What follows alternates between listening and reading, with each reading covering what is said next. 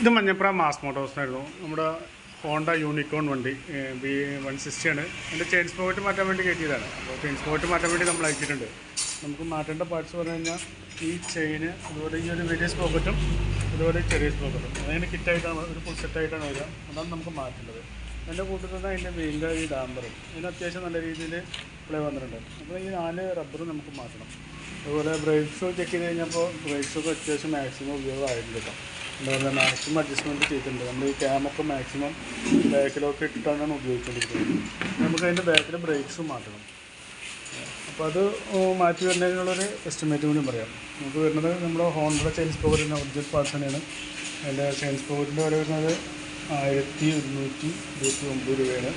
ഇതുപോലെ ബാക്കിൽ ബ്രേക്ക് ഷൂവിന് 267 രൂപ ബാക്കിൽ ബ്രേക്ക് ഷൂ. അതുപോലെ നമുക്ക് അതിൻ്റെ റബ്ബർ വീൽ നമ്പർ വരണം. അതിൻ്റെ എമൗണ്ട് വരുന്നത് നമുക്ക് 125 രൂപയാണ് അതിൻ്റെ എമൗണ്ട് വരുന്നത്. അപ്പോൾ അത് മാറ്റി വരുമ്പോൾ ഒരു ലേബർ ചാർജ് അടക്കമുള്ള ഒരു എസ്റ്റിമേറ്റ് പറയാം. നോക്കിയിട്ടൊന്ന് റിപ്ലൈ ചെയ്താൽ മതി.